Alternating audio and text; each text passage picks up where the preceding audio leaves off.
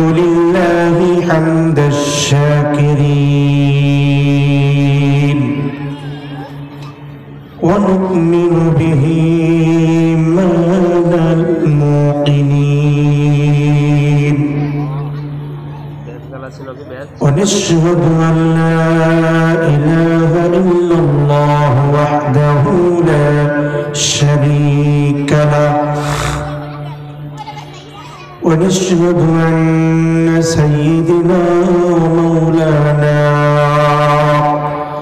محمدا عبده ورسوله الذي أرسله بالحق بشيرا ونذيرا وداعيا إلى الله بإذنه وسراجا منيرا أما بعد فقد قال الله تبارك وتعالى في كلامه المجيد والفرقان الحميد সকল জবান খুলে পড়ুন আউযু বিল্লাহি মিনাশ শাইতানির রাজীম বিসমিল্লাহির রাহমানির রাহিম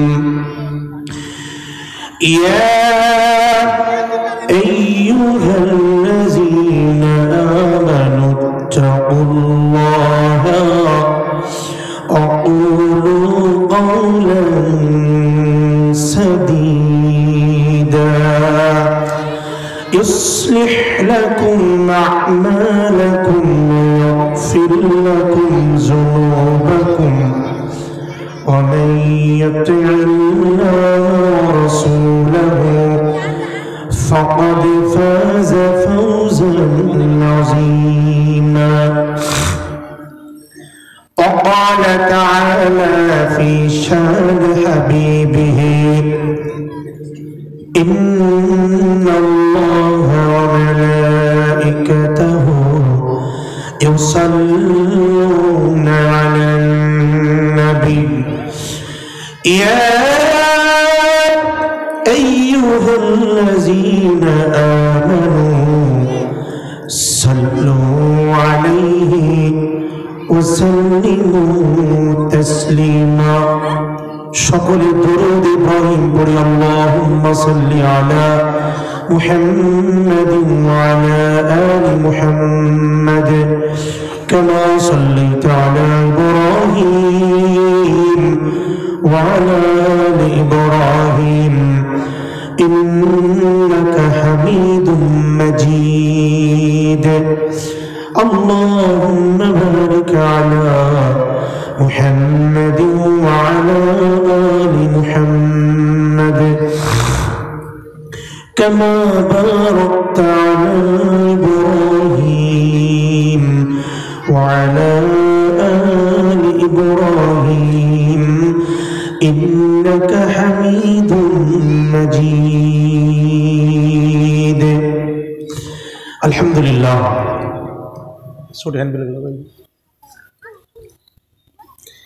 আলহামদুলিল্লাহ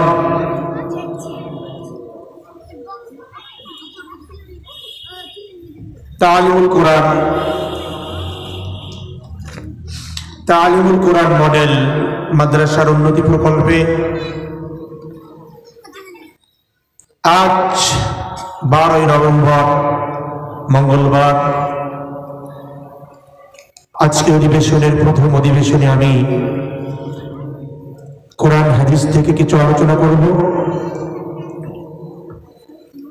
সর্বোপরি রবের দরবারে শুকরগুজার হচ্ছি যে আল্লাহ সুবহানাহু ওয়া তাআলা আমাদেরকে ভালোবেসে দয়া করে মায়া করে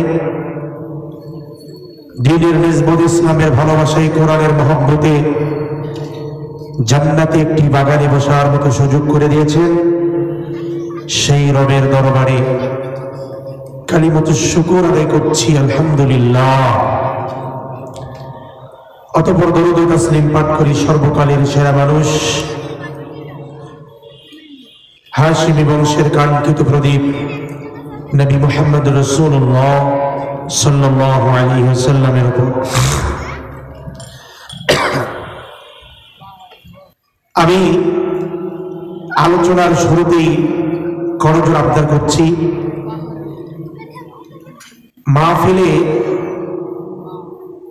মাহফিল আয়োজন করেছি আমরাই, এর সৌন্দর্য বর্ধিত করার দায়িত্ব আমাদেরই।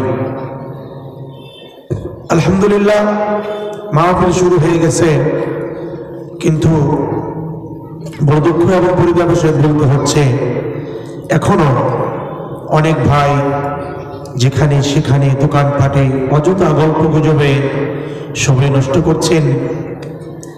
সময় নষ্ট না করিয়া একটু মেহেরবানি করে মাহফিলে চলে আসি। আমাদের আজকের কাঙ্ক্ষিত মেহমান উস্তাদুল আসাতিজা শাইখুল হাদিস বরেণ্য আলেমে দ্বীন আল্লামা হারুন বুখারী হাফিজাহুল্লাহ তাআলা, Islamic research centre Bashundhara Dhaka, তিনিও আলহামদুলিল্লাহ আমাদের মাঝে এসেছেন। সময় মতো চলে আসবে, কিন্তু প্রিয় ভাইরা আমার, এই মাইকের আওয়াজ যতদূর যাচ্ছে, আওয়াজ যাওয়ার পরেও যদি বসে থাকেন, এই মাহফিল আমার আপনার ব্যাপারে আল্লাহর দরবারে অভিযোগ পেশ করবে। এজন্য আমি করজোর আবদার করব, মাহফিলের সৌন্দর্য বর্ধিত করার লক্ষ্যে আমরা চলে আসি ইনশাআল্লাহ, যাতে করে আজকের দ্বিতীয় মেহমান, প্রধান মেহমান, দ্বিতীয় মেহমান, ওনারা আসার আগেই যেন পরিবেশটা অনুকূলে চলে আসে। বর্তমান যে পরিস্থিতি, পরিবেশ, এই পরিবেশ দেখে ওনারা দুঃখ পাবেন। এজন্য আমি ভাইদের প্রতি আকুল আবেদন করব, মেহেরবানি করে আপনারা একটু হলেও, কষ্ট হলেও চলে আসুন। সম্মানিত ভাইরা আমার, রব্বুল আলামিন এত নিয়ামত আল্লাহ তাআলা আমাদেরকে দান করেছেন। আমরা বর্তমান বসে আছি জান্নাতের একটি ফুল বাগিচায়, ঠিক কিনা বলেন? এই নিয়ামতের শুকরিয়া আদায় করে কোনোদিন কেউ শেষ করতে পারবে না। সারা পৃথিবীর সমস্ত মানুষগুলো যদি একত্রিত হইয়া রবের শুকরিয়া আদায় করে, একটি নিয়ামতের শুকরিয়া আদায় করেও শেষ করতে পারবে না। আল্লাহ রাব্বুল আলামিন কোরআনুল কারীমের ভিতরে বলেছেন, ওয়ালাউ আন্নামা ফিল আরদি মিন শাজারাতিন আকলামু ওয়াল বাহরু ইয়ামুদ্দুহু মিন বা'দিহি সাবআতু আবহুরিন মা নাফিদাত কালিমাতুল্লাহ ইন্নাল্লাহা আজিজুন হাকীম। আল্লাহ রাব্বুল আলামিন বলেন, এই পৃথিবীর মানুষরে, সারা পৃথিবীতে যতগুলি গাছ রয়েছে, এই গাছগুলোকে যদি কলম বানানো হয়, আর সারা পৃথিবীতে যতগুলি পানি রয়েছে, এই পানিগুলো সমুদ্র রয়েছে, এই পৃথিবীর সমপরিমাণ সারা পৃথিবী জোড়া দিলে যত বড় হবে, আর সাত পৃথিবীর ভিতরে যতগুলো সমুদ্র থাকবে, রব বলেছেন এই পানিগুলোকে যদি কম কালি বানানো হয়, আর কিয়ামত পর্যন্ত যদি আমি রবের শুকরিয়া আদায় করা হয়, তবুও কোনোদিন এই শুকরিয়া আদায় করে শেষ করা যাবে না। কোনোদিন কালিমার প্রশংসা আদায় করে শেষ করা যাবে না। আমার ভাইরা, এজন্যই যার দিলে যত শক্তি আছে, যার কণ্ঠে যত শক্তি আছে, আমরা এখানে লোক নেই, অল্প কয়েকটা লোক, ছোট বাচ্চা কয়েকটা বসে আছে আর মুরব্বীরা কয়েকজন আছে, আমরা সবাই মিলে রবের শুকর আদায় করছি আরেকবার আলহামদুলিল্লাহ। সম্মানিত ভাইরা, আল্লাহ বলছেন পৃথিবীর মানুষ, পৃথিবীর গোলাম, আমি এমনি তোমাদেরকে দুনিয়ার জমিনে পাঠাই নাই, কিছু দায়িত্ব দিয়ে। এই বাচ্চারা, এই একবারে চুপ থাকো, সাইলেন্ট। কিছু মহান কিছু দায়িত্ব দিয়ে রব্বুল আলামিন আমাদেরকে পাঠিয়েছেন। শুধু পৃথিবীতে আমরা এসেছি ইচ্ছে মতো চলাফেরা করবো, ব্যবসা বাণিজ্য করবো, ঘোরাফেরা করবো, এজন্যই নয়। কিছু দায়িত্ব আছে না নাই? রব্বুল আলামিন সব দায়িত্বগুলো কোরআনুল কারীমের ভিতরে বলে দিয়েছেন। আল্লাহু আকবার। আমার সম্মানিত ভাইয়েরা, বড় দুঃখ লাগছে আমার, আজকে যদি এখানে কোন গায়িকা, কোন ভক্তকি নর্তকীর যদি এখানে কনসার্ট হতো, মানুষ পাগলের মতো ছুটে আসতো, মানুষ গাঞ্জাখোরের মতো ছুটে আসতো। কিন্তু কোরআনের আলোচনা হচ্ছে এখানে, কানে আওয়াজ যাচ্ছে ঠিকই, কিন্তু গল্প গুজবে আরো মেতে উঠেছে। এই জাতির ভাগ্যে গজব আসবে তো কার ভাগ্যে আসবে? এর জন্য আমি আরজ করছি আবারও, মেহেরবানি করে আপনারা যারা যেখানে আছেন একটু নিজের কষ্ট হলেও মাহফিলে চলে আসি ইনশাআল্লাহ। মনে করছেন যে হুজুর প্রধান বক্তা উঠলে যাব না, এটা ভুল ধারণা। কোরআন হাদিসের আলোচনা শুরু থেকে শেষ পর্যন্ত বরকত নিতে হবে, কথা বলেন ঠিক কিনা? কোরআনের মাজমা বহু দামি মাজমা, সুবহানাল্লাহ বলেন না? এই কোরআনুল কারীমের মাজমাগুলো এমন দামি, সারা পৃথিবীতে যত অনুষ্ঠান, যত কনসার্ট, যত কিছু হচ্ছে না কেন, সব থেকে দামি হলো এই কোরআনুল কারীমের মাজমাগুলো। সুবহানাল্লাহ। এই মাজমাগুলোতে আসলে রহমতের ফোঁটা বৃষ্টির মতো নাজিল হয়, আল্লাহ তাআলার পক্ষ থেকে রহমত আর সাকিনা নাজিল হয়। আমার ভাইরা, কোরআনুল কারীমের আলোচনা আমাদের হৃদয়ে গেঁথে নিতে হবে। যেরূপ ভাবে একটি মানুষ খাবার খেয়ে বেঁচে থাকে আল্লাহর কারিশমায়, ঠিক আমার এই দেহটাকে, আমার এই জীবনটাকে জান্নাতি জীবন বানাইতে হলে কোরআন ও হাদিসের নূর আমার দেহের ভিতরে ঢুকাতে হবে, কথা বলেন ঠিক কিনা? আমার ভাইরা, কোরআনুল কারীমের আলোচনা আল্লাহ বলছেন দুইটা নীতির উপরে যারা কোরআন শুনবে আমি আল্লাহ তাআলা তাদেরকে রহমত প্রাপ্ত বান্দা বানাইয়া বাড়িতে ফিরিয়ে দিব। সুবহানাল্লাহ। এত দামি মাজলিস এটা। আল্লাহ বলছেন পৃথিবীর মানুষরে, যখন তোমাদের সামনে কোরআন তেলাওয়াত করা হয়, যখন তোমাদের সামনে কোরআনুল কারীমের আলোচনা করা হয় অথবা কোরআনের কথা বলা হয়, ওই মুহূর্তের ভিতরে দুইটা নীতি অবলম্বন করতে হবে। আর ভাইরা, আল্লাহ বলছেন দুইটা নীতি যদি অবলম্বন করতে পারো, এক নম্বর হলো চুপ থেকে কোরআনুল কারীমের আলোচনাগুলো শোনা, দিলের কান দিয়ে শ্রবণ করা, চুপ থেকে শোনা। এই দুইটা নীতি যদি অবলম্বন করা যায় এবং ওই অনুযায়ী যদি আমল করা যায়, আল্লাহ বলছেন লাআল্লাকুম তুরহামুন, আমি আল্লাহ রহমত প্রাপ্ত বান্দা বানাইয়া তোমাকে বাড়ি পর্যন্ত ফিরাইয়া দেব। আর ভাইরা, পৃথিবীর জমিনে যাই কিছু করতে যান না কেন, ব্যবসা করতে যান, চাকরি করতে যান, যেখানে যান না কেন, প্রত্যেকটা জিনিসের নীতিমালা আছে না নাই? নীতিমালা অনুযায়ী যদি কাজ করা হয়, এই কাজগুলোর মধ্যে সফলতা পাওয়া যায়, সাকসেস হওয়া যায়। আর যখন নীতি বাদ দিয়ে যেমনে তেমনি করা হয়, এগুলো এগুলোর মধ্যে সফলতার বিজয় আসে না।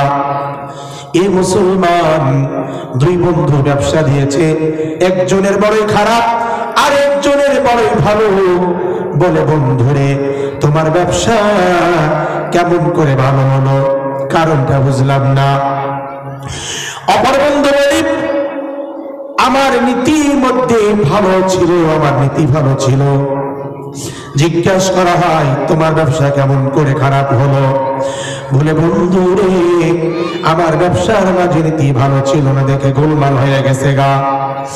আমার ব্যবসা সাকসেস হইতে পারে নাই, সফল অর্জন করতে পারি নাই। কিন্তু তুমি নীতি অবলম্বন করার কারণে তুমি বড় ব্যবসায়ী হয়ে গেছো। আমার ভাইরা রে, কোরআনুল কারীমের আলোচনা যখন হয়, যার যার কানে আওয়াজ যায়, আওয়াজ যাওয়ার পরেও যারা বসে থাকবে এরা হলো নীতিবাচক না, এরা হলো ইতিবাচক। কথা বলেন ঠিক কিনা? কোরআনুল কারীমের আওয়াজ যাওয়ার পরে যারা বাইরে থাকবে এদের ঈমানের মধ্যে দুর্বলতা আছে। কথা বলেন ঠিক কিনা? আমার ভাইরা, বড় দুঃখ লাগছে আমার এখনো। আজকে আমাদের প্রধান আকর্ষণ আমাদের সেরে তাজ আল্লামা হারুন বুখারী হাফিজাহুল্লাহ তাআলা, উনি এসেছেন। ওনার সম্মানার্থে আমরা এখন থেকে আমরা মাঠে কানায় কানায় ভর্তি করে নেব ইনশাআল্লাহ। পরিবেশটা গুছিয়ে নেব, আলোচনা শুনবো তার মধ্যে ইনশাআল্লাহ। আমার বন্ধুগণ, এই তালিমুল কোরআন মডেল মাদ্রাসা, এই মাদ্রাসাগুলোতে কোরআন শিক্ষা দেওয়া হয়। কি শিক্ষা দেওয়া হয়? কোরআন শিক্ষা দেওয়া হয়। এই মাদ্রাসাগুলো ইসলাম শিক্ষা দেওয়া হয়। ছোট একটা বাচ্চাকে আদর্শ শিক্ষা দেওয়া হয়। আমার প্রিয় ভাই, তো বলছিলাম এই মাদ্রাসাগুলোর সাথে যার সম্পর্ক থাকবে, কোরআনের সঙ্গে যার ভালোবাসা থাকবে, যার সম্পর্ক থাকবে, এই কোরআনের চম্পুক যদি তার একবার দেহের ভিতরে চলে যায়, যদি লেগে যায়, তো সেই মানুষটা হিরো থেকে জিরো বানিয়ে দেবেন কে? আল্লাহ। আমার ভাইরা, এই কোরআনুল কারীমের এত পাওয়ার আছে। এই কোরআনুল কারীম যখন নাজিল হয়ে গেল, যারা এই কোরআনুল কারীমের সংস্পর্শে এসেছিল তারা এই স্বর্ণের মানুষে পরিণত হয়ে গেছে। কথা বলে ঠিক কিনা?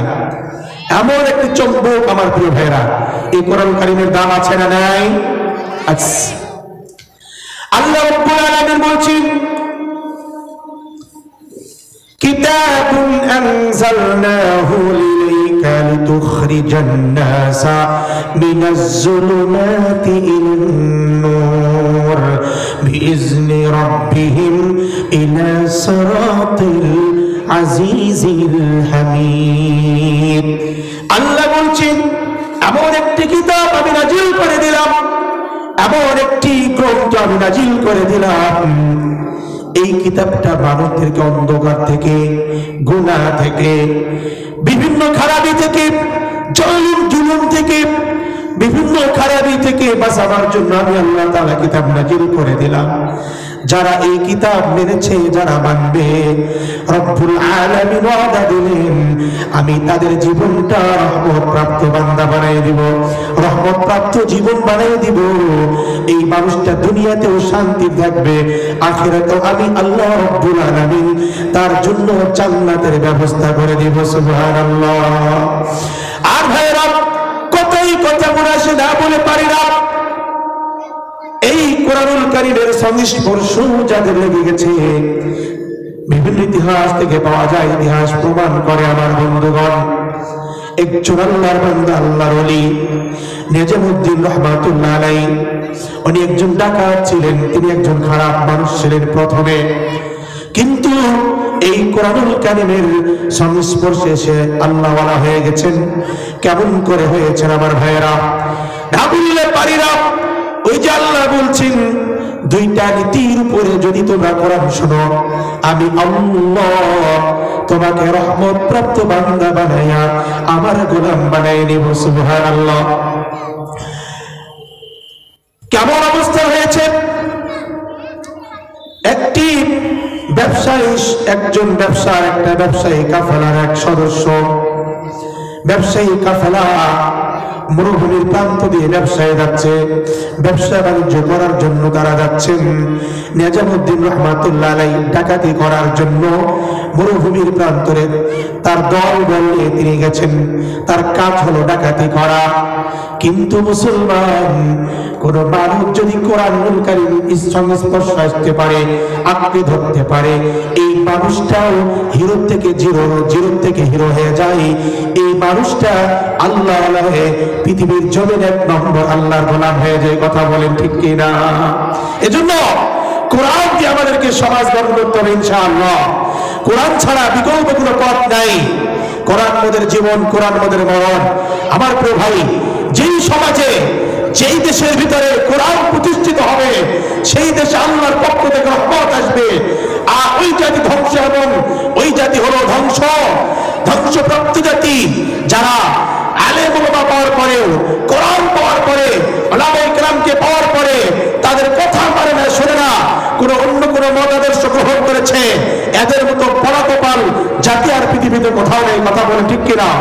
আলহামদুলিল্লাহ, আমাদের এই বাংলাদেশ বর্তমান স্বাধীন দেশ। বিগত দিনে কোরআন হাদিসের আলোচনা করতে গেলে ডানে বামে পিছনে তাকা লাগে, ডানে বামে পিছনে তাকা লাগতো। কিন্তু বৈষম্য বিরোধী আন্দোলনে ছাত্ররা জীবন বাজি রেখে বাংলার মানুষদেরকে একটি স্বাধীন মুখ দেখিয়েছে। কথা বলে ঠিক কিনা? কিন্তু শুধু এখানে শেষ নয়, যেই পর্যন্ত এখানে স্বাধীন হয় নাই, মাহফিলে কথা বলতে পারে এটাই স্বাধীন নয়। যেই পর্যন্ত বাংলার প্রত্যেকটা কোর্ট আদালত কাছারিতে, প্রত্যেকটা সেক্টরে যখন কোরআন ওলামা দাঁড়িয়ে যাবে, আলেম ওলামায়ে কেরাম আদর্শবান নেতারা যখন দাঁড়িয়ে যাবে, তখনই স্বাধীনতা ফিরে পাবো। কথা বলেন ঠিক কিনা? আমার প্রিয় ভাই, দোয়া করি বৈষম্য বিরোধী আন্দোলনে যারা শহীদ হয়ে গেছেন তাদের জন্য, তাদের মাগফিরাত কামনা করছি। আল্লাহ তাআলা যেন তাদের কবরগুলো জান্নাতের বাগান বানায়, আল্লাহুম্মা আমিন। এবং যারা আন্দোলন করে এখনো আছেন, আল্লাহ তাআলা যেন তাদের কওয়াত দান করে, দেশপ্রেমিক, দেশের মহব্বত তাদের ভিতরে আছে, তারা যেন এইভাবে দেশের প্রত্যেকটা কাজ ভালোভাবে করে যেতে পারে। আমরা তাদের জন্য দোয়া করি। আমার প্রিয় ভাইরা, বলছিলাম যে কোরআনুল কারীম মানুষকে জিরো থেকে হিরো বানায় দেয়। একজন মানুষকে একবারে নিচ থেকে উঁচু বানায় দেয়। প্রমাণ আছে অনেক। মরুভূমির ভিতর দিয়ে ব্যবসায়ী কাফেলারা চলাচল শুরু করছে, যাচ্ছে ব্যবসা করবার জন্য। এদিকে নিজামুদ্দিন রহমাতুল্লাহ ডাকাতি করার জন্য দলবল নিয়ে গেছেন। ব্যবসায়ী কাফেলা তাদের হাতে ধরা পড়ে যায়, ডাকাত দলের সদস্য হাতে ধরা পড়া যায়। ধরা পড়ার পরে আমার ভাইরা, ডাকাত দলেরা তাদের সমস্ত মালগুলো ছিনিয়ে নেয়। মালগুলো ছিনিয়ে নেওয়ার পরে তাদেরকে বলা হলো, তোমরা এখানে বসো, তোমরা কেউ যাইতে পারবে না, রাত্র প্রহরাত পর্যন্ত তোমরা কেউ যেতে পারবে না। ব্যবসায়ী কাফেলার লোকেরা বলল, আমাদের মালগুলো তো তোমরা নিয়ে নিলা, তো আমাদের এখানে থেকে লাভটা কি, আমাদের যেতে দাও। ডাকাত দলেরা বলেন, না না, যাইতে দেওয়া হবে না। আমাদের প্রধান সর্দার যিনি আছেন নিজামুদ্দিন রহমাতুল্লাহ আলাইহি, তার আদেশ, যাওয়া যাবে না, তোমরা সবাই এখানে বসো। তারা চিন্তা করল, তাদের কথা আমাদের এখন শুনতে হবে, কারণ এখানে আমাদের শক্তি নাই, এখানে শক্তি হলো ডাকাত দলের সদস্যদের, কাজে আমাদের বসতে হবে। তবে তারা চিন্তা করলো, যদি আমরা এখানে এমনি বসে থাকি, রাত্র তো পোহাইবে। কথা বলেন ঠিক কিনা? আর যদি গল্প করি, তাও তো রাত্র শেষ হয়ে যাবে, কোনো না কোনো ভাবে রাত্র শেষ হয়ে যাবে, পোহাইয়ে যাবে। তা বলল, কি করা যায়? তাদের ভিতরে একজন ছিল হাফেজে কোরআন। হাফেজে কোরআন বলছে, দেখেন মুসলমান, কত সুন্দর পরামর্শ তারা করছে। আর এই অবস্থান যদি আমাদের হইতো, সারা রাত আমরা বিভিন্ন টেনশন পেরেশানে কাটাইতাম।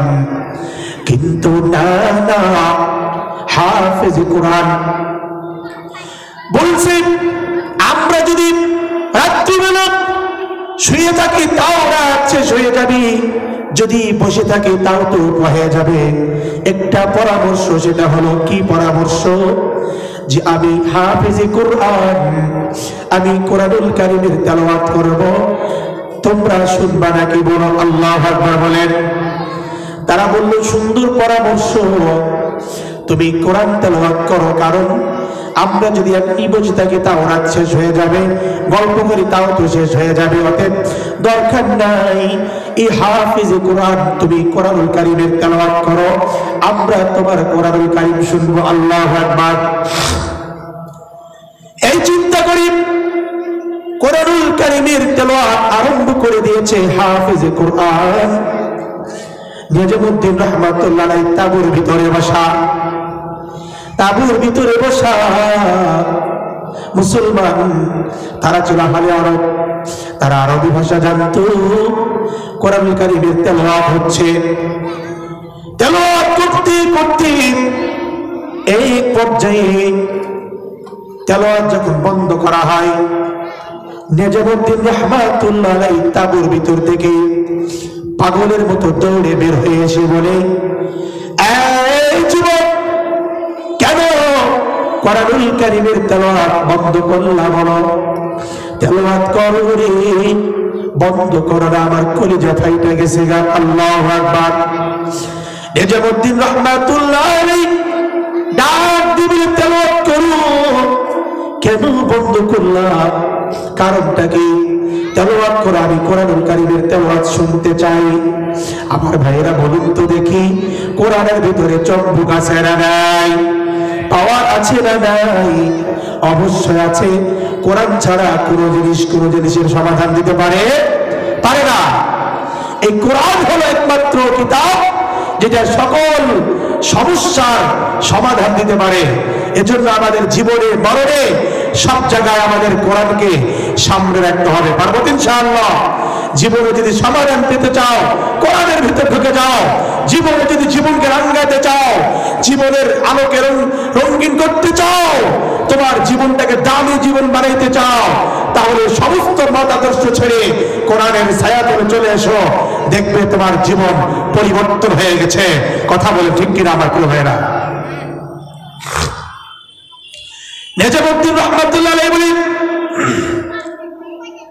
এই যুবক, কোরআন তেলাওয়াত করো, কারণ আমি জানতে পেরেছি। আমার ভাইরা, সূরা হাদীদের ভিতরে রব্বুল আলামিন বলেন, ক্বালু আলাম ইয়ানি লিল্লাযীনা আমানু আন তাখশা কুলুবুহুম লিযিকরিল্লাহ।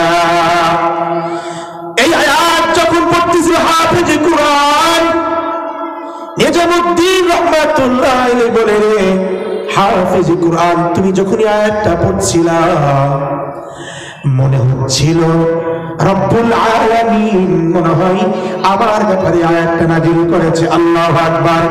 মুসলমান, অনুশোচনা আসা চাই। এই আয়াতের ভিতরে আল্লাহ বলছেন, প্রশ্নবোধক ভাবে কয়েকটা কথা বলেছেন। মালিক বলেছেন, এখনো কি তোমাদের সুদ ছাড়ার সময় হয় নাই? এই আয়াতের ভিতরে আল্লাহ প্রশ্নবোধক ভাবে কয়েকটা উপদেশ আমাদেরকে দিয়েছেন। এখনো কি তোমার জানা বন্ধ করার সময় হয় নাই? এখনো কি তোমার সেই গুনাহ বন্ধ করার সময় হয় নাই? এই আয়াতটা যখন তিনি শুনেছেন, আল্লাহু আকবার, তিনি স্থির থাকতে পারছেন না। তিনি ভাবছেন, মনে হচ্ছে রব্বুল আলামিন আমার উপরে আয়াত নাজিল, আমার জন্যই মনে হয় এই আয়াত নাজিল করেছেন। তিনি মনে করছেন যে এখনই এই আয়াতের মধ্যে আল্লাহ বলছেন, এখন কি তোমার ব্যভিচার, তোমার জেনা, ডাকাতি ইত্যাদি তোমার বন্ধ করার সময় হয় নাই? প্রশ্নবোধক ভাবে আল্লাহ তাআলা বলেছেন। নিজামউদ্দিন রাহমাতুল্লাহ আলাইহি বলে যে আমার উপরই মনে হয় আল্লাহ তাআলা আয়াত নাজিল করেছেন। তিনি পাগল হয়ে গেছেন, তিনি পাগল হয়ে গেছেন। হাফিজে কোরআনকে ডাক দিয়ে বলে, হাফিজে কোরআন, আমি বড় ডাকাত মানুষ, জীবনে বহু মানুষের আমি ডাকাতি করেছি, বহু মানুষের ক্ষতি করেছি রে হাফিজে কোরআন। আমি তওবা করলাম, আমি আর ডাকাতি করব না। ডাকাত দলের সদস্যদেরকে ডাক দিয়ে বলে, এদিকে আয় রে, আর ডাকাতি করবো না, ডাকাতি বন্ধ কর। কারণ রব্বুল আলামিন মনে হয় আমি নিজামুদ্দিনের উপরে আয়াতটা নাজিল করেছেন। মুসলমান বলছিলাম কোরআনুল কারীম মানুষকে জিরো থেকে হিরো বানায় দেয়, কথা বলেন ঠিক কি না? নিজামুদ্দিন ডাকাত দলের সদস্যদেরকে ডাক দেওয়ার পরে কথা বলার পরে আর এক মুহূর্ত দেরি করে নাই, একটি দৌড় দিয়ে বাড়িতে চলে গেছেন গা। বাড়িতে যাওয়ার পরে মাকে ডাক দিয়ে বলে, মা গো, এ মা, মা, এ মা, আমি আর ডাকাতি করবো না রে মা। মাগো, তুমি বহুদিন আমাকে নিষেধ করছিলা ডাকাতি বন্ধ করার জন্য, কিন্তু মা আমি তোমার কথা শুনি নাই। আজকে এমন একটা আওয়াজ আমার কানে ভেসে এসেছে, আমার মনে হচ্ছিল যে আমার কানের পর্দা ফেটে যাবে। আল্লাহু আকবার পাঠ করেন। মা, আমি আর কোনোদিন ডাকাতি করব না।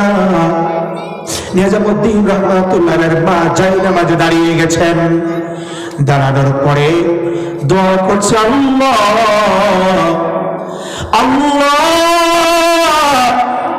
আল্লাহ, এতদিন পর বুঝি আমার দোয়া তোমার দরবারে, আমার ডাক তোমার দরবারে কবুল হয়েছে। মুসলমান, এজন্য এখান থেকে একটি শিক্ষা নেওয়া যায়, মা বাপ যে দোয়া করে এই দোয়া কোনোদিন বৃথা যায় না, কথা বলে ঠিক কি না? বৃথা যাবে? যাবে না। সম্মানিত ভাইরা, আমার সামনে তো মুসল্লি নাই, একটু আপনারা কথা বলে আমার সঙ্গে। আসলে কথা না বললে আলোচনা করা যায় না, কিন্তু বড় তো আমরা দুর্ভাগ্য অনেক। এই জন্য এখান থেকে শিক্ষা, মা বাপ যে দোয়া করেছিল বৃথা যায় না। মা বাপ বদদোয়া করলে সেটা বৃথা যায় না। মা বাবার মায়ের দোয়াই হতে পারে রাত্রটা তো জিন, কথা বলে ঠিক কিনা? আমার প্রিয় ভাই, অনেক যুবক আছে যারা মা বাবার খেদমত তো করেই না। মা বাবাকে তারা একটা ভালোবাসায় ডাকবে, আব্বাকে আব্বা বলে, মাকে মা বলে ডাকবে। এই চেতনা, এই চিন্তা অনেক যুবকের নাই। মনে রাখতে হবে, মায়ের দোয়া কখনো বৃথা যায় না। প্রিয় ভাইরা আমার, নিজামুদ্দিন রহমাতুল্লাহের মা দোয়া করছে আল্লাহর কাছে, আল্লাহ এতদিন পর মনে হয় আমার দোয়া, আমার ডাক তোমার দরবারে কবুল হইল। আর বন্ধুগণ, নিজামুদ্দিন রহমাতুল্লাহের মা বলে, আল্লাহ কিয়ামতের ময়দানে আমাকে ডাকাতের মা বলে ডাক দিও না। কারণ আমার ভাইয়েরা, মনে রাখতে হবে, বাবাজিরা, মুরব্বীরা, আপনার সন্তান যদি মদখোর হয়, সুদখোর হয়, জেনাকারী হয়, আপনি বাবা হয়ে যদি বাধা না দেন, কিয়ামতের ময়দানে আপনাকে ওই সন্তানের নাম ধরে, আপনার নাম ধরে ধরে কোটি কোটি মানুষের সামনে ডাক দেওয়া হবে, অমুক জেনাখোরের বাপ, অমুক সুদখোরের বাপ, অমুকের বাপ, তমুকের বাপ বলে ডাক দেওয়া হবে।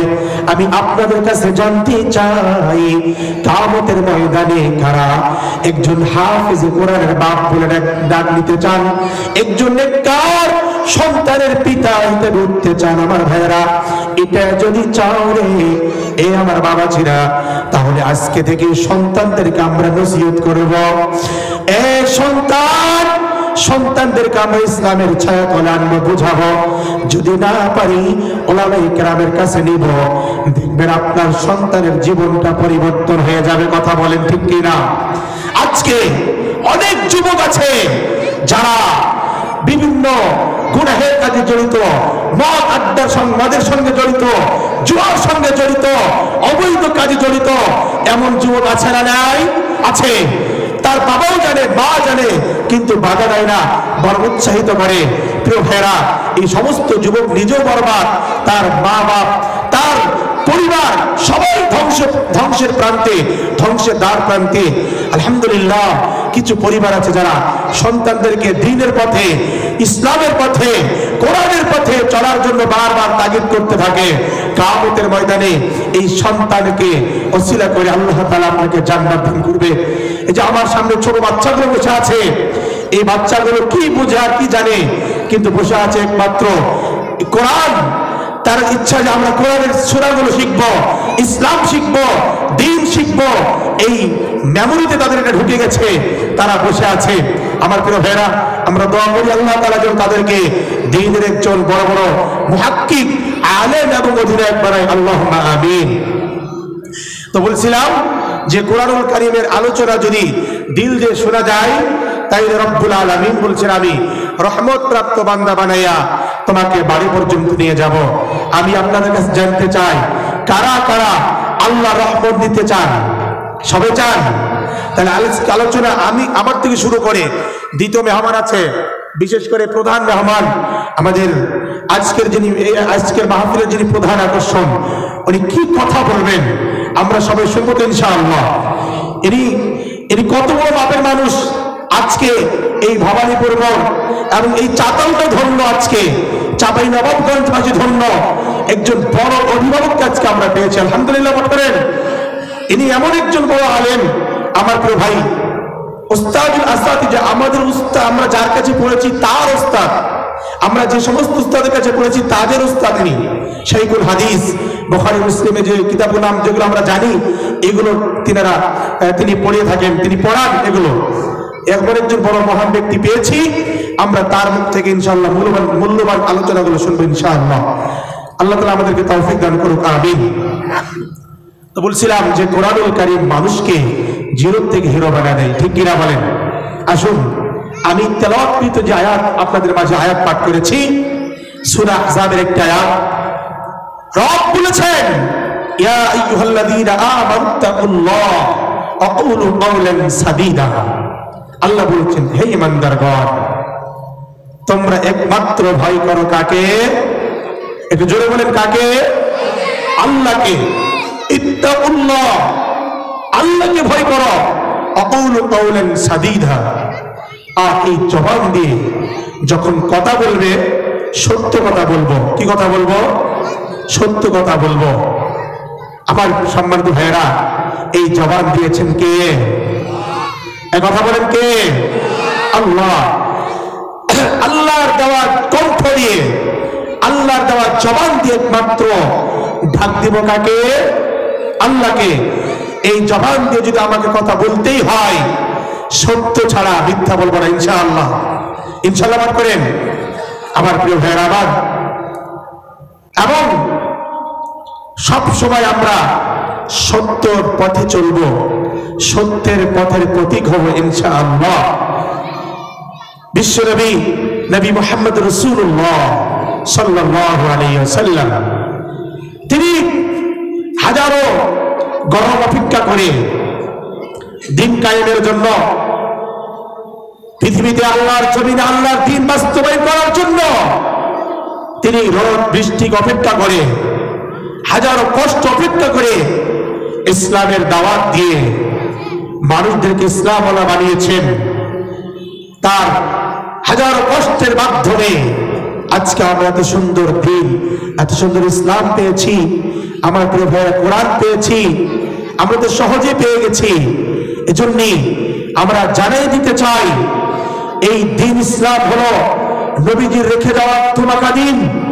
এই ইসলামের বিরুদ্ধে যারা, কোরআনের বিরুদ্ধে যারা, দ্বীনের বিরুদ্ধে যারা বসে বসে ইসলাম এবং কোরআন এবং দ্বীনের ব্যাপারে কোন অযৌক্তিক কথা বলবে, বিরুদ্ধে কথা বলবে, আমরা পরিষ্কার জানিয়ে দিতে চাই, যারা ইসলামের বিরুদ্ধে যাবে, কোরআনের বিরুদ্ধে যাবে, দ্বীনের বিরুদ্ধে যাবে, আমরা আল্লাহর গোলাম বেঁচে থাকতে একজন নাস্তিক আর মুরতাদকে বাংলার জমিন থেকে ছাড়তে হবে না। কথা বলে ঠিক কিনা? আমার সম্মানিত ভাইয়েরা, ইসলাম কারো বাপদাদার প্রতি সম্পত্তি নয়। বিগত 16 বছরে যাহা করেছেন, পরিষ্কার বলতে চাই, যারাই ক্ষমতা আসবে এবং বর্তমান যারা উপদেষ্টা মন্ডলীর ভিতরে আছে, তাদেরকে ইসলামের পক্ষে থাকতে হবে। কথা বলেন ঠিক কিনা? এ দেশ ওলামায়ে কেরামের দেশ, মসজিদ মাদ্রাসার দেশ। এদেশে হাজারো মসজিদ, হাজারো মাদ্রাসা, আউলিয়া কেরাম, পীর বুজুর্গ ভর্তি দেশ। এদেশে আর কোন ইসলাম বিরোধী কর্মকাণ্ড হতে দেওয়া যাবে না। এবং আরো স্পষ্ট ভাবে এই ক্ষুদ্র ছোট্ট মাহফিল থেকে জানাইতে চাই, বর্তমান একজন উপদেষ্টা যিনি আল্লামা শাহ আহমদ শফি হুজুরকে নিয়ে তেতুল হুজুর বলে উপহাস করেছিল, এই ব্যাকুলকে আমরা উপদেষ্টা মন্ডলী দেখতে চাই না। কথা বলে ঠিক কিনা? আমরা চাই। আমার প্রিয় ভাইরা, মনে রাখতে হবে, ছাত্র ভাইরা তো আন্দোলন করে তাদেরকে মানে এভাবে সহজে সেখানে বসাবে, মাতবরি করবে, এজন্য তো আন্দোলন করা নেই। এজন্য হাজারো ভাই আবু সাঈদ আর মুক্ত যারা জীবন দিয়েছে, এজন্য দেয় নাই। এই বাংলার জমিনকে একবারই সুফলা সুজলা একটা জমিন বানানোর জন্য তারা এই কাজটি করেছেন। আমরা তাদের পাশে থাকবো ইনশাআল্লাহ। আমরা সত্যের পরে থাকবো ইনশাআল্লাহ। মিথ্যার আশ্রয় নিব না এবং ইকামতের দিন কায়েম হবে ইনশাআল্লাহ। আল্লাহর জমিনে আল্লাহর দ্বীন আমরা বাস্তবায়ন করে ছাড়বো ইনশাআল্লাহ। আল্লাহ তাআলা আমাদেরকে তৌফিক দান করুন, আমিন। আমার ভাইরা, বলছিলাম যে আল্লাহ তাআলা ঈমানদারদেরকে দুইটা নসিহত করেছেন। এক নম্বর হলো যে ঈমানদার সবসময় ভয় করবে কাকে? আল্লাহকে।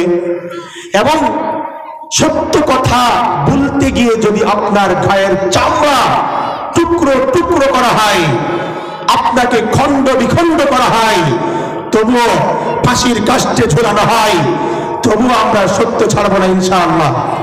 সত্যের পথেই চলবো। বিগত দিনে ওলামায়ে কেরামদেরকে জেলখানা ঢুকাইয়া তাদেরকে বিভিন্ন কষ্ট দিয়ে তাদের জবান থেকে মিথ্যা বের করতে চেয়েছে, কিন্তু একজন আলেমও এই স্বীকৃতি দিয়েছে যে আমাদের জীবন যদি চলে যায়, আল্লাহর রাহে চলে যাবে, এই জবান থেকে মিথ্যা কোনো কথা চলবে না। কথা বলেন ঠিক কিনা? জবান দিয়েছে কে? ডাক দিব কাকে? সত্য কথা বলবো ইনশাআল্লাহ। আমার ভাইয়েরা, ছোট্ট একটি ঘটনা আমার মনে হয়ে যায়। চার মাযহাবের একজন বড় ইমাম আহমদ ইবনে হাম্বল রাহিমাহুল্লাহ তাআলা, এমন একজন বড় আলেম তিনি ছিলেন। তিনি একবার দুইবার নয়, 99 বার নবী মুহাম্মদ রাসূলুল্লাহ সাল্লাল্লাহু আলাইহি সাল্লামের সঙ্গে স্বপ্নে যোগে সাক্ষাৎ করেছেন। আল্লাহু আকবার পাঠ করেন। এমন একজন ব্যক্তি, তিনার সময়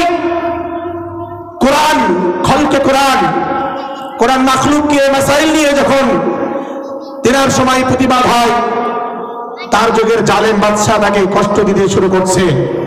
তিনি এক বিন্দু পরিমাণ পিছু হটে নাই, তিনি সত্যের ফয়সালা দিয়েছেন। কথা বলে ঠিক কিনা? তিনি শুধু কি তাই, ওনারা ছিলেন আসলে উম্মাহের দরদি।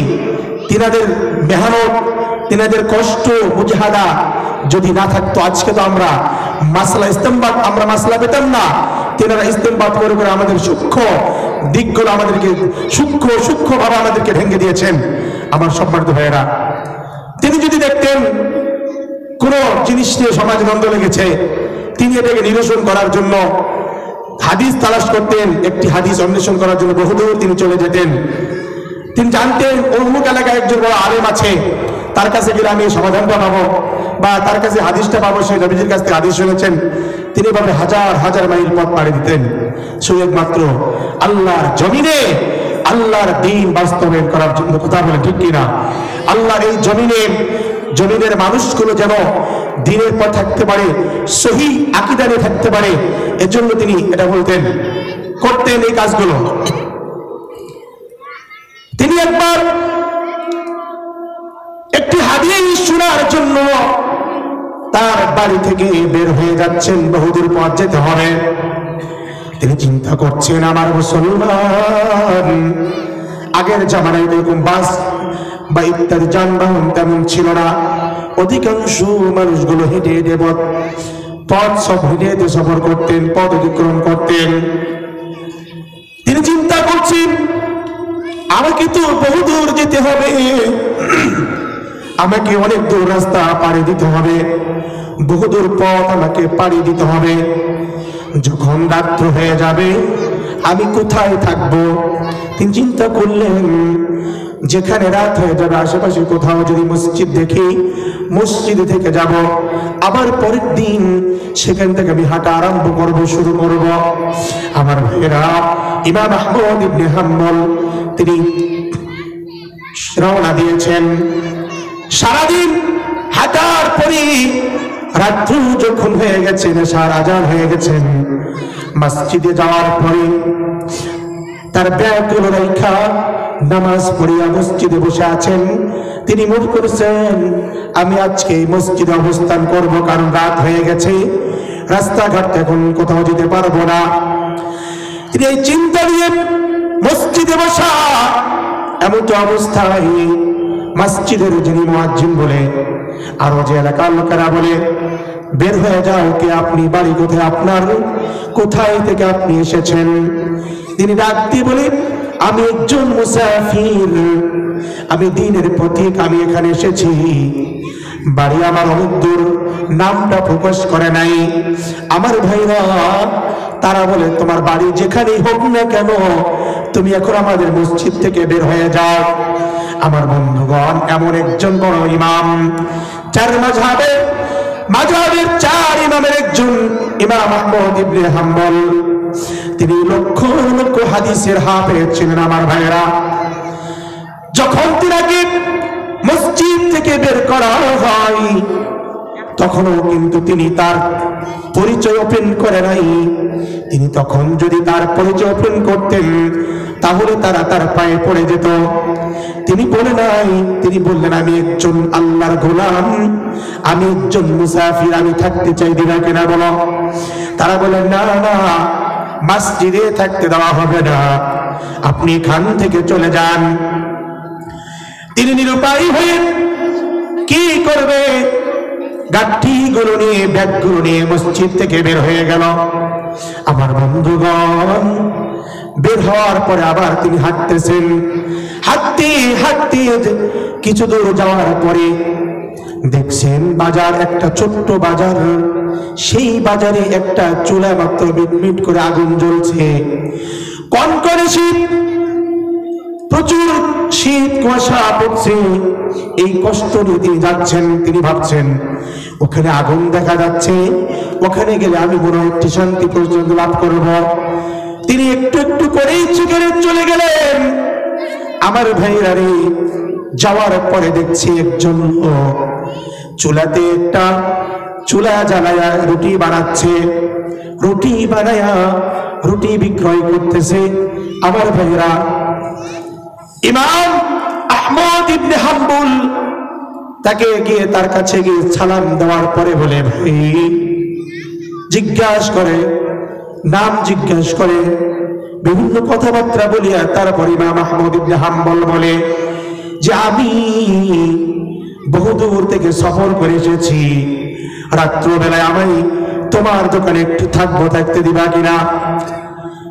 ওই রুটি বানানোরা বলে, যান ভাই, আমার দোকানের ভিতরে বসে যান, রাত্র থাকবেন তো কোনো সমস্যা নাই, সকালবেলা আবার চলে যাবেন, কারণ আমি রাত্রবেলা ব্যবসা করি, সকালে আমি ঘুমাই, সকালে ব্যবসা করি না, আমার ব্যবসা হইল রাতের বেলায়। ইমাম আহমদ ইবনে হাম্বল বলে, ঠিক আছে। তিনি বসে আছেন দোকানের শেষে, দোকানের ঘরে এক কোণায় বসে আছেন। ওই যুবকটা রুটি বানাই, তাও পরে আল্লাহর নাম নিয়ে সবগুলো করতেছে। রুটি বানাই, তখন পরে আস্তাগফিরুল্লাহ।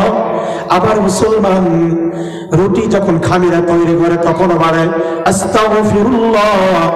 রুটি যখন ওই তায়ের মধ্যে দেয় তখনও বলে আস্তাগফিরুল্লাহ। রুটি যখন মানুষকে দেয় তখনও বলে আস্তাগফিরুল্লাহ। এই দৃশ্য দেখার পরে ইমাম আহমদ ইবনে হাম্বল ডাক দিয়ে বলে, যুবক রে, আমি একটু তোমার কাছে কথা বলতে চাই, তোমার সঙ্গে কথা বলতে চাই। আমি দেখলাম যখন তুমি রুটি বানাইলা, খামির তৈরি করলা, তখন আস্তাগফিরুল্লাহ।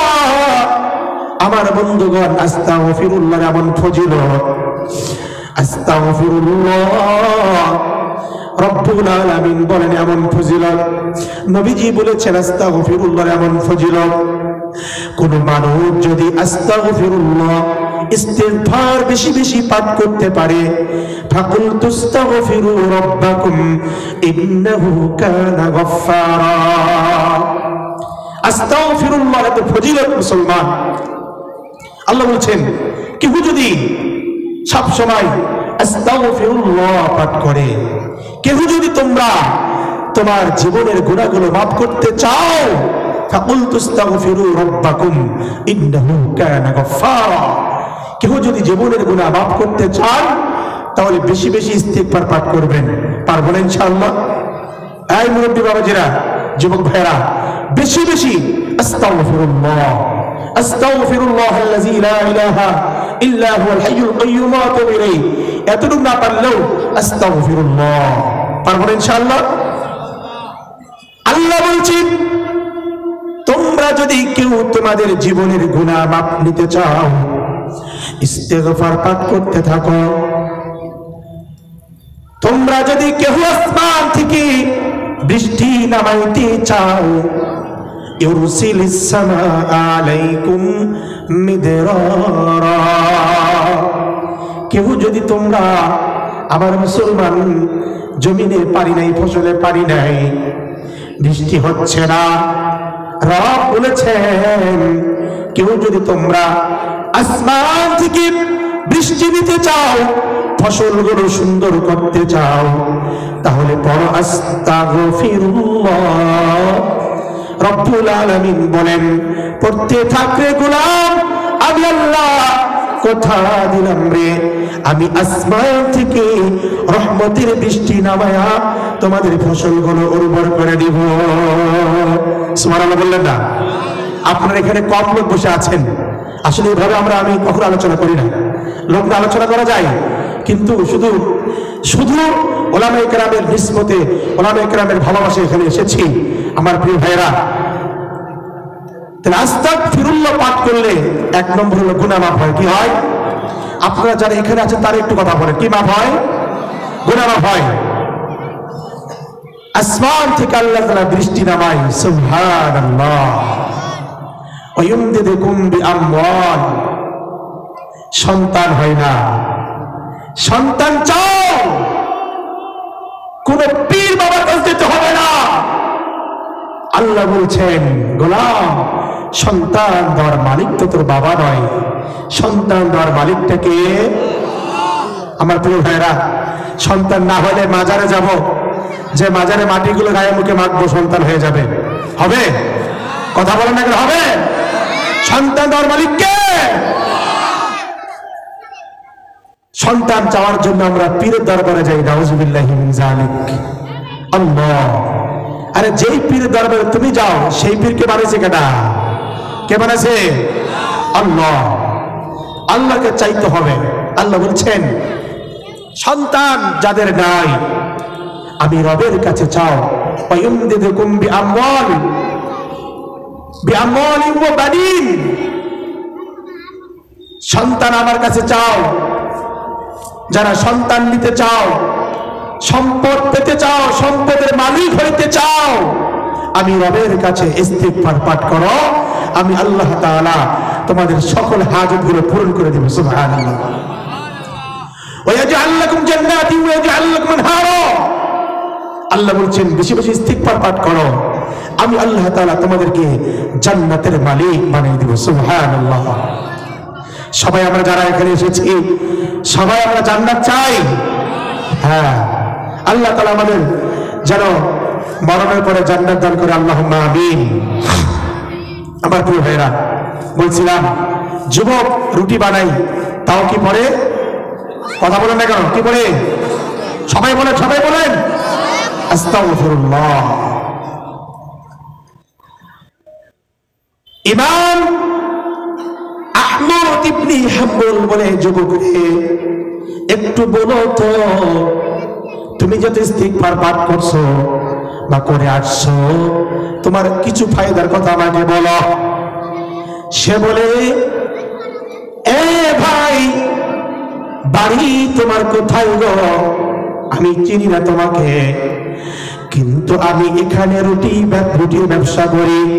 রুটি বানাইয়া মানুষদেরকে খাওয়া 1 বছর 2 বছর নয়, আমি এখানে মোটামুটি 30 বছর ধরে আমি রুটির ব্যবসা করে যাই। সুবহানাল্লাহ বলেন একটু। এই রুটির ব্যবসা করতে গিয়ে কোনদিন আমার অভাব হয় নাই, কোনদিন আমার টাকার অভাব হয় নাই। আমি এখান থেকে মসজিদ মাদ্রাসায় দান করি, আমি এখান থেকে ইচ্ছে মতো বিভিন্ন জায়গায় দান করতে পারি, ভালো করে চলতে পারি, আমার পরিবারকে আমি এখান থেকে সুন্দর করে চালাইতে পারি। শুধু কি তাই, ইমাম আহমদ ইবনে হাম্বল ডাক দিয়ে বলেন, এ যুবক আর কি পাও?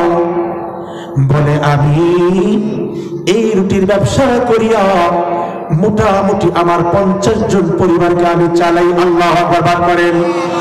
আমার বন্ধুগণ, যদি ইখলাস থাকে বরকত দান করে গিয়ে, যদি ইখলাস না থাকে রে ভাই, কোটি টাকা থাকলেও দেখবেন তার অভাব পুরাই না। কথা বলে ঠিক কিনা?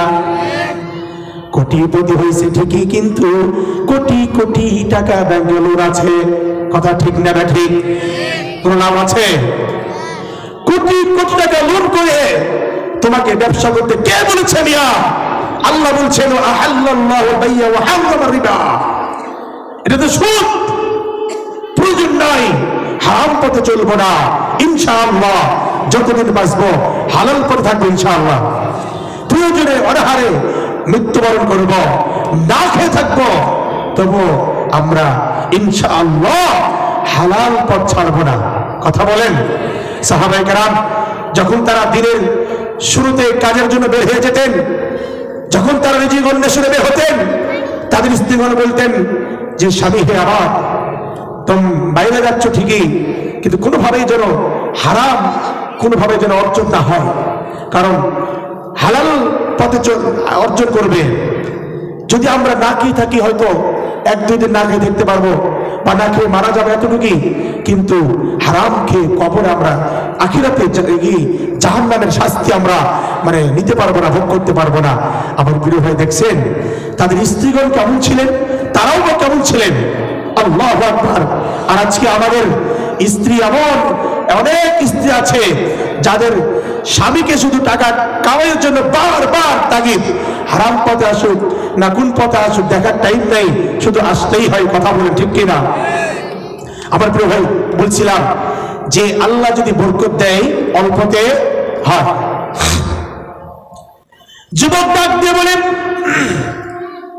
এ ভাই শুধু কি তাই, 30 বছর ধরে আমি এখানে রুটির ব্যবসা করি, আমি ইস্তিগফার পাঠ করি, আমি নামাজ পড়ি, নামাজ পড়ার পাশাপাশি আমি ব্যবসাটা করি, ব্যবসা করতে গিয়ে আমি ইস্তিগফার পাঠ করি।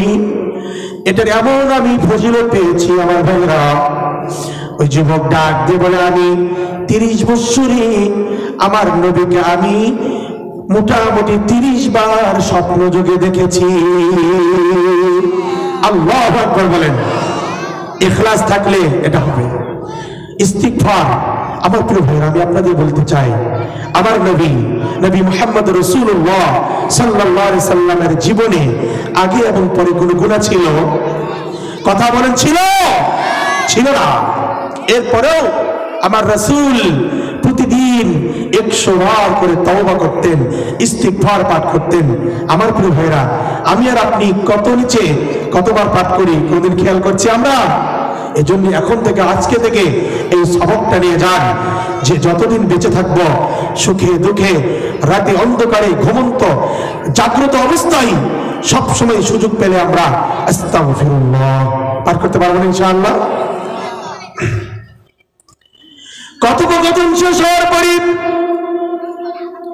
ইমাম আহমদ ইবনে হাম্বল বলে, যুবক রে, আমি মাসলা পড়ছিলাম, আজকে আমার আরো হল হয়ে গেল, আর আমি পরিষ্কার হয়ে গেল।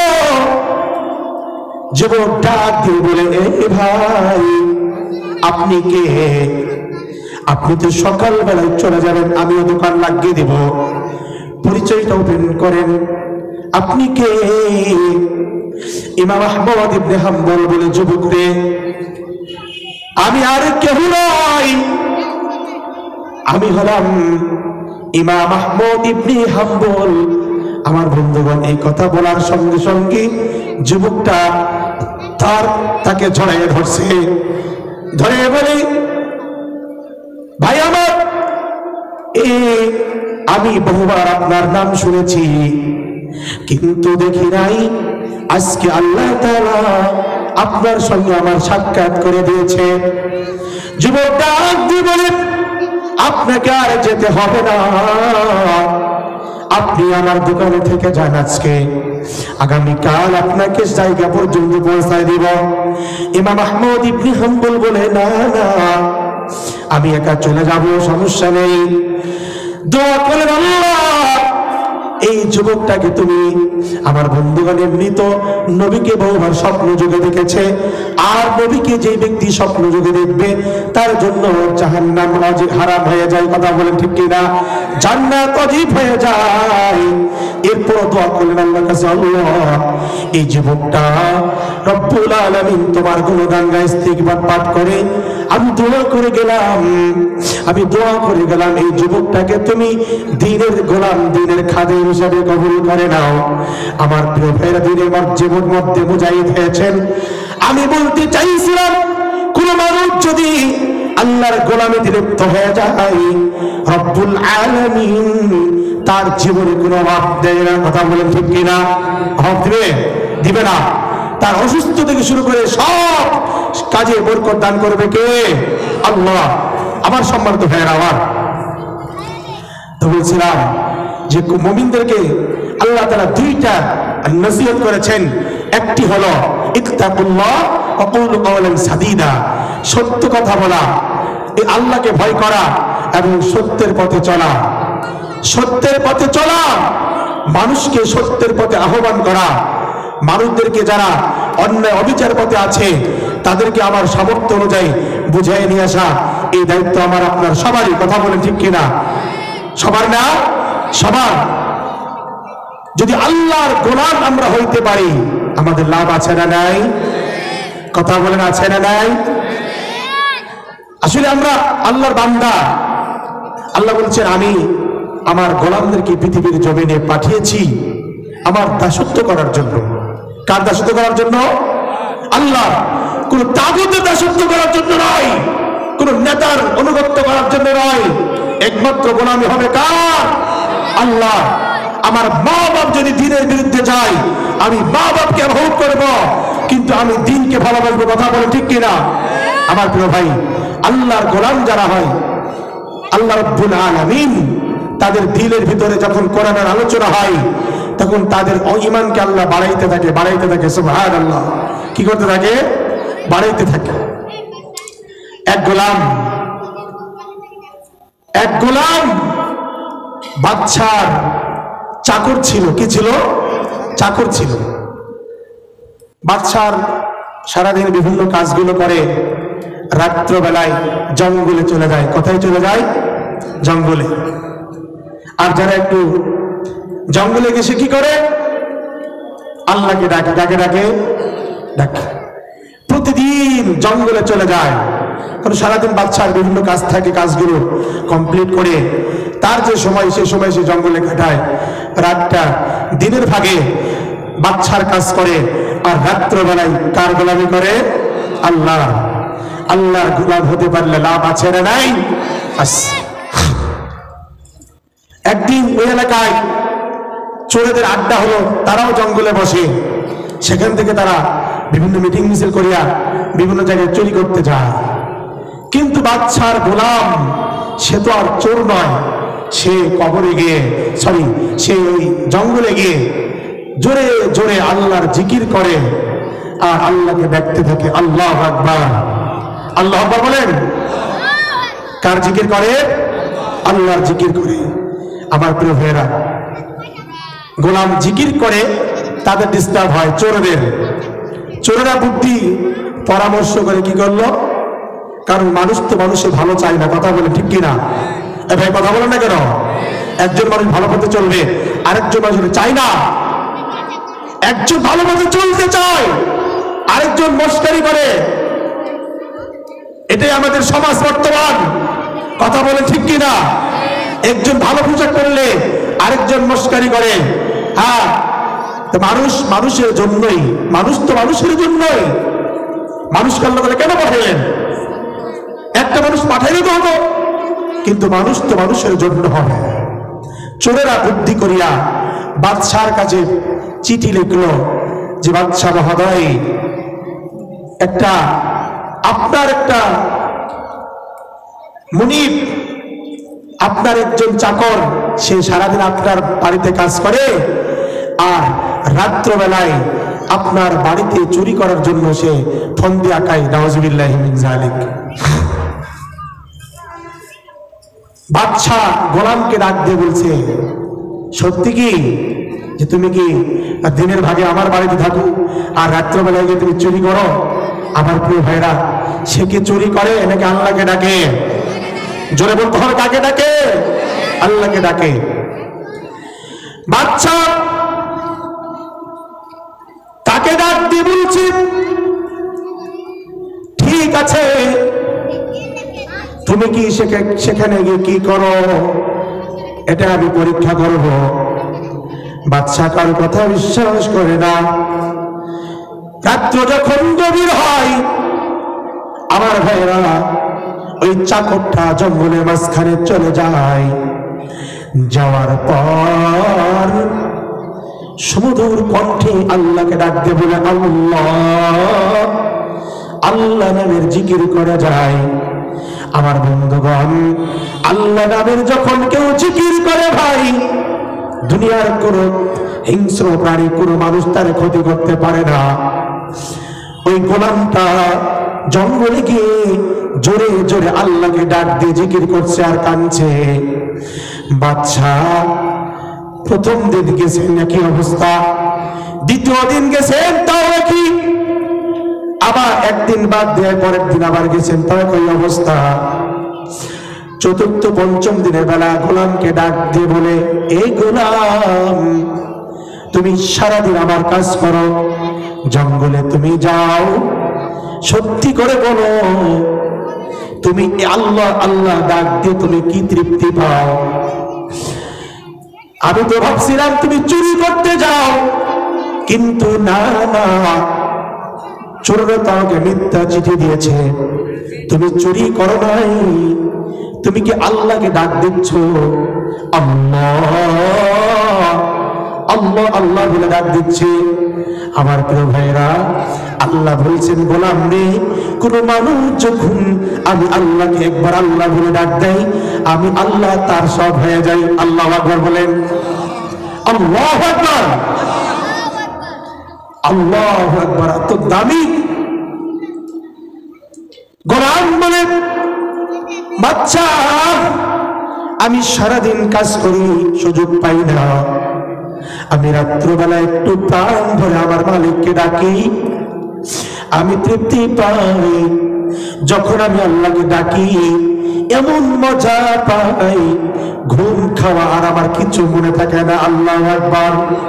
আমি যখন আল্লাহকে ডাক দিই, দিলের ভিতরে স্বাদ অনুভব হয়, মজা পেয়ে যাই। যখন আমি আল্লাহকে ডাক দেই, আমার মনে হয় আমি আর দুনিয়াতে নাই রে, আমি আল্লাহর জান্নাতে চলে গেছি। আল্লাহু আকবার। বাচ্চা ডাক দিয়ে বলে, তাহলে আমিও